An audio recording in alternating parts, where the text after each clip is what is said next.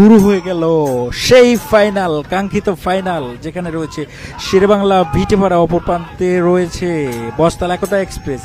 তুমুল বেগে এগিয়ে চলছে, দেখা যাক। বস্তাল একতাও এগিয়ে যাচ্ছে, ভিটেপাড়াও এগিয়ে যাচ্ছে, কিন্তু বস্তাল ঘুরিয়ে দিয়েছে বন্ধুরা। তারা ইটানে অংশগ্রহণ করেনি এমনটাই মনে হচ্ছে, তারা ঘুরিয়ে দিয়েছে। কিন্তু শেরেবাংলা ভিটেপাড়া কিন্তু তুমুল বেগে এগিয়ে যাচ্ছে এখনো, তারা কিন্তু ঘুরায়নি। দেখুন বন্ধুরা, তারা এখনো ঘুরায়নি, বস্তাল ঘুরিয়ে দাঁড়িয়ে গেছে ওখানে। আর এদিকে শেরেবাংলা ভিটেপাড়া তুমুল বেগে টেনে যাচ্ছে। আমরা বস্তালের দিকে একটু দেখে আসি কি অবস্থা। বস্তাল আসলে অংশগ্রহণ করেনি, তারা একটু পিছিয়ে ছিল এমনটাই জানিয়েছে, তারা এই কারণে অংশগ্রহণ করেনি। এদিকে শেরেবাংলা ভিটেপাড়া কিন্তু তারা একাই টেনে যাচ্ছে, তারা দাঁড়ায়নি। আর তারা হয়তো শেষ নিশানার দিকে এগিয়ে যাবে, দেখা যাক। এই যে সুন্দরভাবে মনোমুগ্ধকরভাবে একাই দেখুন টেনে টেনে সামনের দিকে এগিয়ে যাচ্ছে।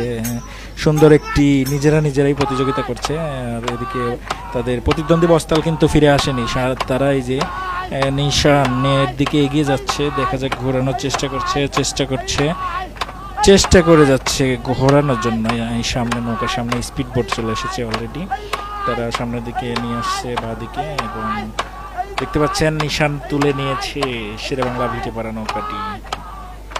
আর ওদিকে এখনো বস্তাল আসেনি, একাই তারা টেনে নিয়ে যাচ্ছে। দেখা যাক তারা আসলে ফাইনাল ডিসিশন কি নেয়, কারণ অনেক ক্ষেত্রে এরকম প্রতিযোগিতা বাতিল করে দেওয়া হয়। দেখা যাক আজকে শেরেবাংলা ভিটেপাড়া যেহেতু একাই এসেছে, আর যেহেতু কাঙ্ক্ষিত সেই ফাইনালটা হয়তো অসমতার কারণে একটু এলোমেলো হয়েছিল, যে কারণে আর দাঁড়ায়নি। কিন্তু শেরেবাংলা ভিটেপাড়া কিন্তু একাই টেনে যাচ্ছে বড় নদীর বুকে। দেখতে পাচ্ছেন সেই দ্বিতীয় নিশানের দিকে এগিয়ে যাচ্ছে। দেখা যাক আসলে কি অবস্থা হয়। দেখতে পাচ্ছেন হাজার হাজার দর্শনার্থী, বাঘাবাড়ি ব্রিজের উপর গাড়ির জাম লেগে গেছে, পাশে মিডিয়ার নৌকা, কমিটির নৌকা সবাই আছে। দেখা যাক, সেই তুমুল বেগেই তারা কিন্তু সেই অপর পাশ থেকে নিশান নিয়ে এগিয়ে আসছে, কিন্তু দুঃখের বিষয় এই পাশে নিশানা দেয়নি কমিটি।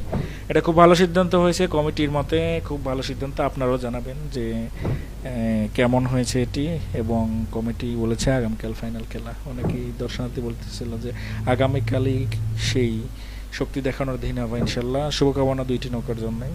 তারা হয়তো একটু ভুল বোঝাবুঝির কারণে একটা গেছে, একটা যায়নি। শুভকামনা রইল পাবনার দুইটি নৌকার জন্য।